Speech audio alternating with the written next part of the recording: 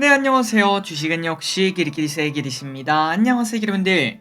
증시 상태가 조금 좋지 않습니다. 이렇게 조정이 이틀 연속 이어지고 있는데 3일 연속 하락하면 조금은 많이 아쉽지 않겠습니까? 오늘 저녁 미국 좀 반등해주고 내일 우리나라도 금요일 날 반등으로 마무리가 되었으면 좋겠습니다. 오늘의 경제 소식 빠르게 보도록 하겠습니다. 같이 공부하시죠. 렛츠 기릿!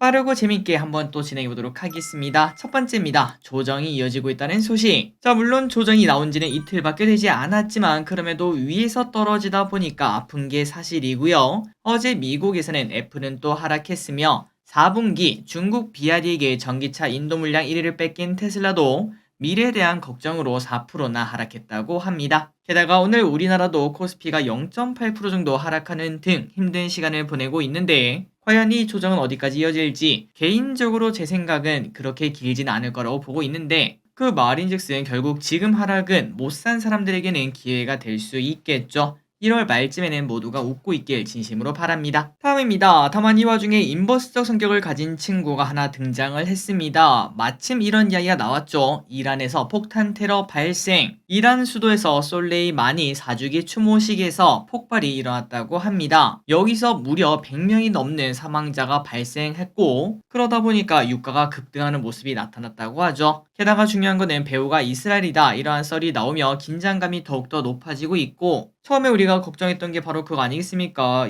중동 전쟁이 나타나는 거 아니냐 이런 걱정이 나왔는데 만약에 이게 진짜 이스라엘이 배우다 그렇게 되면은 당연히 전쟁이 커질 수밖에 없고 유가는 덩달아 계속 오를 수밖에 없겠죠. 그런 기대감을 가지고 오늘 우리나라에서 유가 관련주가 좋은 흐름을 나타냈습니다. 게다가 중요한 건 이겁니다. 지금 현재 증시가 안 좋다는 거 그러면 그럴수록 우리가 이때까지 항상 보지 않았겠습니까? 인버스적 성격을 가진 친구들은 대부분 유가 관련주, 식량 관련주, 그리고 히토리 관련주 등등 어떠한 사건 사고가 터졌을 때 그게 연관되는 게 많습니다. 보통 그리고 그게 악재로 작용해서 증시는 하락하지만 이 친구들은 매우 급등하는 그런 모습을 보여주기도 하죠. 그래서 만약에 증시가 앞으로 너무 안 좋아질 것 같다 그렇게 걱정된다면은 유가 관련주 등을 조금 볼 필요도 있다라고 저는 생각합니다. 다만 인버스적 성격은 말 그대로 해지용이기 때문에 큰 금액으로 사면 안 된다는 거, 변동성이 매우 크다는 거 여러분들이 아실 거라고 생각하고 왼쪽에 보다시피 흥구석유 이렇게 하루아침에 막 엄청나게 급등해도 그 다음날 다 떨어지는 그런 모습을 나타내기 때문에 더 중요한 거는 그 타이밍이 끝나고 나면은 쭉 떨어지는 모습. 여러분들 기억나시죠? 10월달까지는 증시가 안 좋았던 거 그때 당시 흥구석유는 인버스적 성격을 가지고 계속 올라갔었으나 하지만 11월 1일 그때 딱 고점 치고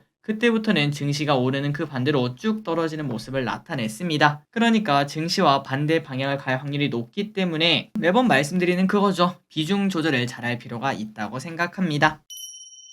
다음입니다. 비트코인 무려 10% 급락. 어제 우리가 비트코인에 대해서 공부하면서 앞으로 2배 가니마니 이런 얘기를 봤었는데요. 그런데 하루아침에 10%나 급락을 했다고 합니다. 그렇다면 그 이유가 뭔가 봤더니 바로 현물 ETF 승인 가능성이 낮다 이러한 이야기가 나오며 사실 이때까지 올라간 이유가 다 그것 때문 아니겠습니까? 하지만 그게 부정당하니까 주가가 빠질 수밖에 없었던 거죠. 그리고 지금 12곳에 ETF 상장 승인 신청서를 내놨다고 하는데 그런데 이 모든 게 1분기가 아니라 2분기에 만약에 승인이 된다면은 당연히 비트코인은 단기간 20% 정도 하락할 수밖에 없다고 합니다. 그래서 우리가 예전부터 확인했던 그 내용이죠. 결국은 잘 돼도 뉴스에 팔아라. 만약에 못 되면은 폭락이었던 코인 시장 다음 주는 어떻게 흘러갈지 그리고 실제로 통과할지 안 할지 그런 것들이 좀 변수가 많긴 하지만 어쨌든 변동성이 커질 가능성이 높기 때문에 긴장감을 가지고 지켜볼 필요가 있을 것 같습니다. 다만 여기서 우리가 생각할 거는 그냥 코인이구나 이렇게 넘어갈 게 아니라 사실 이제 ETF 승인이 된다라고 가정한다면은 하나의 자산으로 인정을 받은 거 아니겠습니까?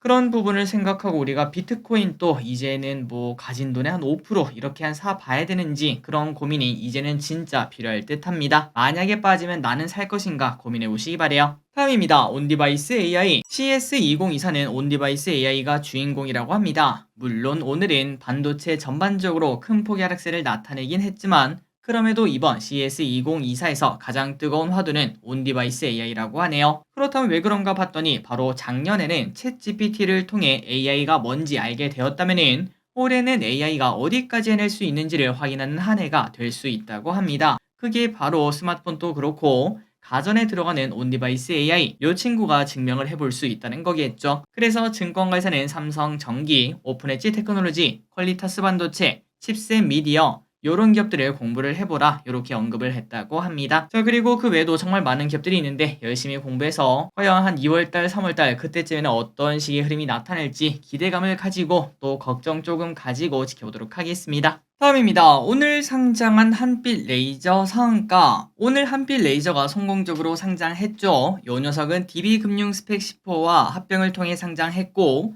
2차전지, 전기차, 반도체 등 여러 산업의 레이저 응용 시스템을 제공하는 기업이라고 합니다. 보다시피 섹터는 완벽합니다. 지금 가장 좋다고 하는 반도체, 그리고 또 향후 다시 또 좋아질 2차전지, 이러한 섹터를 등에 업고 있기 때문에 앞으로도 계속 승승장구하겠구나 라는 예상을 해볼 수 있고, 그러자 오늘 주가도 좋은 모습인 걸 확인할 수 있죠.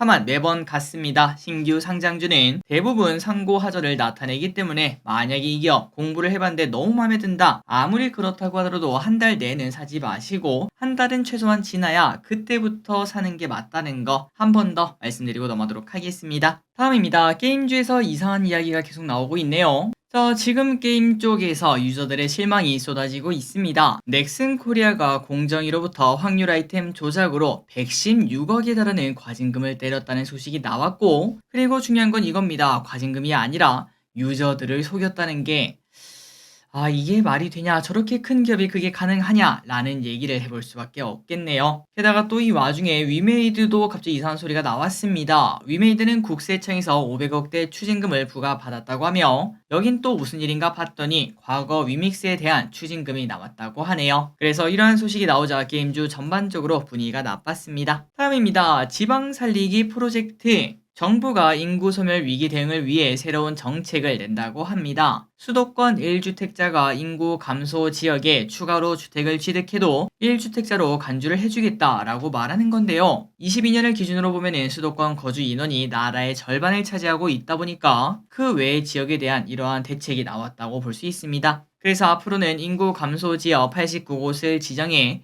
별장처럼 이용할 수 있도록 한다는 게 목표고, 그렇게 하다 보면은 집값도 어느 정도 버틸 수 있고, 그 다음에 사람들이 왔다 갔다 하다 보면은 당연히 그 지역이 조금 더 살아날 가능성이 높지 않겠습니까? 그런 부분을 기대를 한다고 합니다. 그리고 또한 아까 말씀드렸던 대로 1주택자로 간주하며 재산세, 종부세, 양도세 혜택을 그대로 받을 수 있다고 하니까 나중에 확정되면은 한 번 더 다뤄보도록 하겠습니다. 다음입니다. AI 이미지 상용화 중. AI 이미지가 생성형 AI에서 가장 먼저 인기를 끌고 있다고 합니다. 간단한 프롬프트로 전문가 못지않은 퀄리티의 이미지를 얻다 보니까 서비스가 가장 먼저 주목을 받는다고 하네요. 다만 이제 예전부터 나왔던 거는 바로 저작권이죠. 이러한 저작권 어떻게 할 거냐 라고 볼 수 있는데, 하지만 어도비는 라이선스가 만료되거나 어도비 스톡을 사용해 문제가 없다 이렇게 밝혔다고 하네요. 그리고 그 외에도 사진을 업로드하면 다양한 사진을 만들어주던 AI 프로필 서비스, 이 친구도 월 6,600원의 구독료가 있지만 이미 당당히 새로운 사업 아이템으로 자리를 잡았다고 합니다. 그래서 아까 보다시피 작년에는 AI에 대해서 신기한 감정을 느꼈다면 이제는 그 AI가 뭘 할 수 있을지, 일단 첫 번째는 이렇게 이미지에서 돈을 벌고 있다는 걸 확인할 수 있습니다. 그리고 나중에는 가면 갈수록 별의별 게 다 되겠죠. 음악도 AI가 만들고, 그 다음에 이제 진짜 우리가 할 수 있는 간단 업무도 AI가 하고, 그리고 이제 나오는 스마트폰 같은 경우에는 번역이 전부 다 된다고 하지 않겠습니까? 말 그대로 통역사라는 게 의미가 없어지는 시대가 곧 다가올 수도 있을 듯 합니다.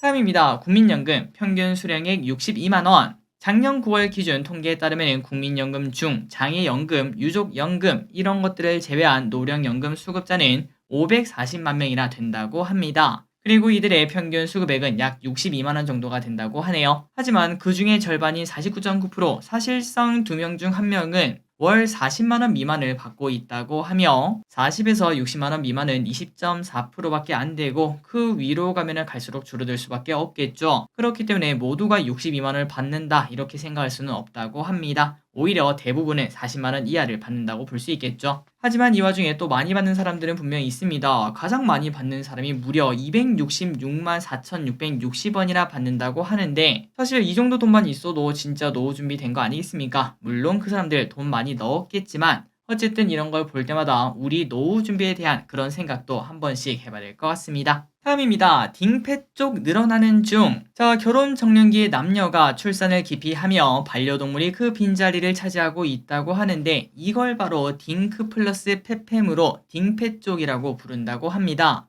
사실 저 기릿과 히릿도 지금은 딩패 쪽이다 라고 말할 수 있는데요. 그리고 이렇게 딩패 쪽이 늘어나면 늘어날수록 당연히 반려동물 사업도 커질 수밖에 없습니다. 참고로 2017년 2.3조였던 반려동물 시장은 매년 두 자릿수로 성장하며 2027년에는 6조 원, 거의 3배나 뛰는 걸 확인할 수 있죠. 한편 이 와중에 우리가 지난번에 봤다시피 출산과 관련된 유아용품 시장은 성장을 멈췄습니다. 그런데 그 빈자리를 이제 반려동물 용품이 채우고 있는데 하지만 이제 여기에 대해서 엄중히 대응한다 이런 얘기가 나오지 않겠습니까? 과연 이 저출산을 해결할 수 있을지. 다만 개인적으로 만약에 저출산이 해결된다고 하더라도 반려동물 성장 속도가 더뎌질지는 잘 모르겠습니다. 아마도 갈수록 늘어나지 않겠나 라는 생각을 해봅니다. 다음입니다. 카드 연체 2조 돌파. 신용카드 연체가 2조 원을 넘어섰다고 합니다. 작년 3분기 말 기준 8개의 카드사를 확인해 보면은 한 달 이상 연체된 금액은 총 2조 원이 넘는다고 하는데요. 이렇게 연체 금액이 2조를 넘긴 거는 무려 20년 만에 일어난 일이라고 하며 그때 당시 불황과 고금리에 카드 대란이 일어나며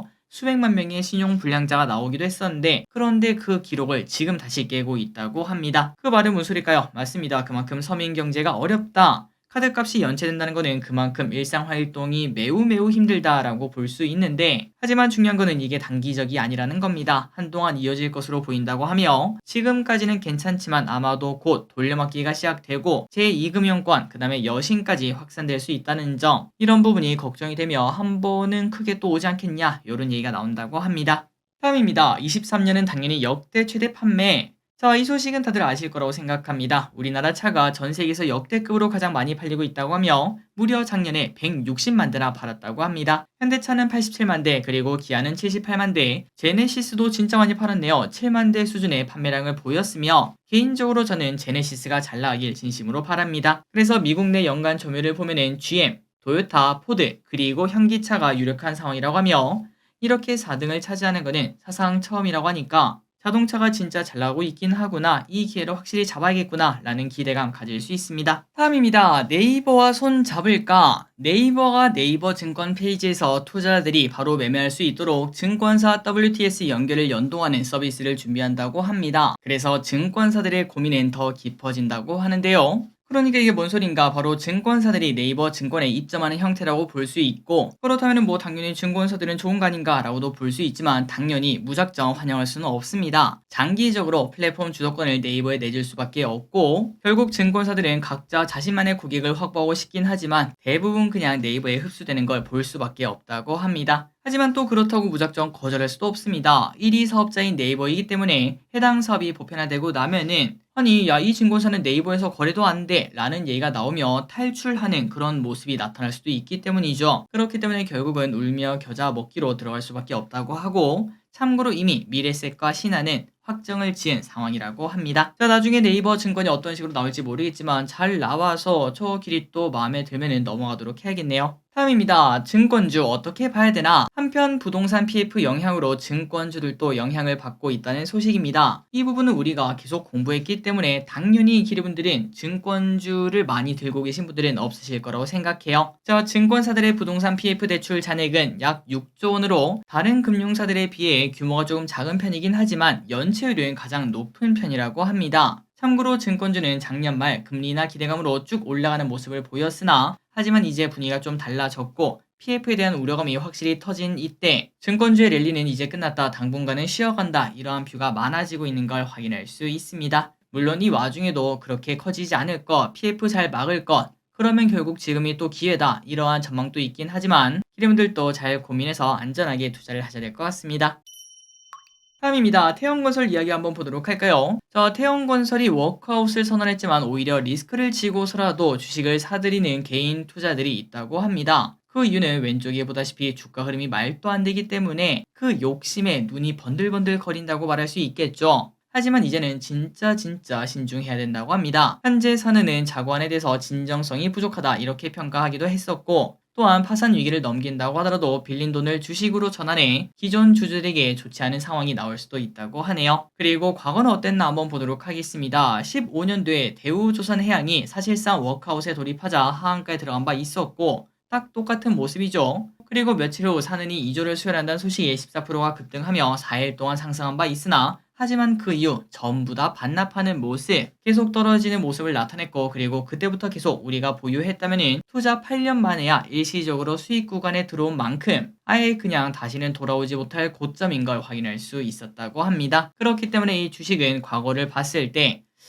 단 한 주도 보유하면 안 된다 라고 말할 수 있겠네요. 다음입니다. 홍콩 이야기를 오랜만에 해보도록 할게요. 결국 홍콩의 명성은 바닥으로 작년 홍콩 IPO 시장은 최근 20년 만에 가장 최저로 줄었다고 합니다. 3년 만에 무려 88%나 줄어들었다고 하는데요. 한때 기름들이 아시다시피 아시아 금융 허브 하면은 당연히 홍콩이었죠. 미국, 영국, 홍콩 이렇게 3대 허브라고 불리기도 했었는데 그런데 이제 홍콩은 그 자리를 내어놓고 있다고 합니다. 그렇다면 그 이유가 뭔가? 바로 중국 때문입니다. 20년 중국이 홍콩에 국가보안법을 시행하며 투자들의 외면이 시작되었다고 하며 또한 마침 중국 경제도 좋지 않다 보니까 계속 내리막길을 걷고 있다고 하네요. 자, 그래서 개인적으로 홍콩의 자리를 한국이 한 몇 년 안에는 좀 가져왔으면 좋겠다라는 바람을 가지고 있는데 코스피 5000 2030년 전에는 가능할지 보도록 하겠습니다. 다음입니다. 예적금 이제는 4%짜리도 없어요. 금리가 떨어진다고 하니까 예금금리가 선제적으로 샥샥 사라지고 있습니다. 이제는 4%대 금리를 주는 상품도 없다 보니까 당연하게도 5대 은행 정기 예금 잔액이 12월에 20조 원 가까이 증발이 되었다고 하네요. 자, 그렇다면 저도 어디 가나 바로 주시거나 라고 기대를 했으나 그러지는 아직까지 않다고 하고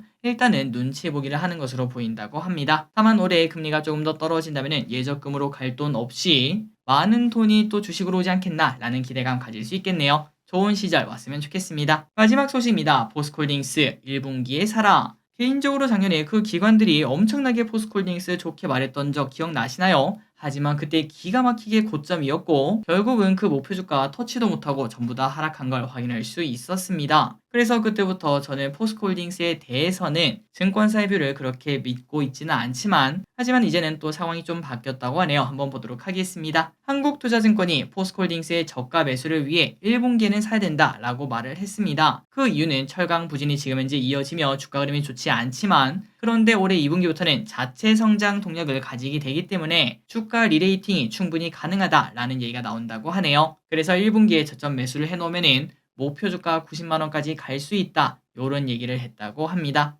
자, 포스코홀딩스 지금부터 2배라고 볼 수 있고 그리고 개인적으로 저 키릿은 지난번에도 말씀드렸다시피 2차전지랑 포스코홀딩스는 뭐 비슷하게 움직일 거라고 생각하고 있습니다. 그리고 2차전지는 혹시나 1분기에 조금 더 하락해 준다면은 그때가 찐바닥이다 라고 생각하고 있는데 포스코홀딩스도 뭔가 비슷하지 않을까 혹시나 여기서 조금 더 하락하는 모습이 나타난다면은 그때부터는 조금씩 담아보는 전략도 충분히 유효하다라고 생각하고 있습니다. 다만 이거는 저의 바람일 뿐 안 떨어지고 지금부터 올라갈 수도 있겠죠. 한번 기리분들도 한국투자증권의 뷰를 공부를 해보시면 좋을 것 같습니다. 무려 지금부터 2배나 올라간다고 하네요. 자, 오늘의 공부 여기까지 끝났습니다. 항상 이렇게 같이 공부해서 진심으로 감사합니다. 지금까지 기리셨습니다. 빠이요.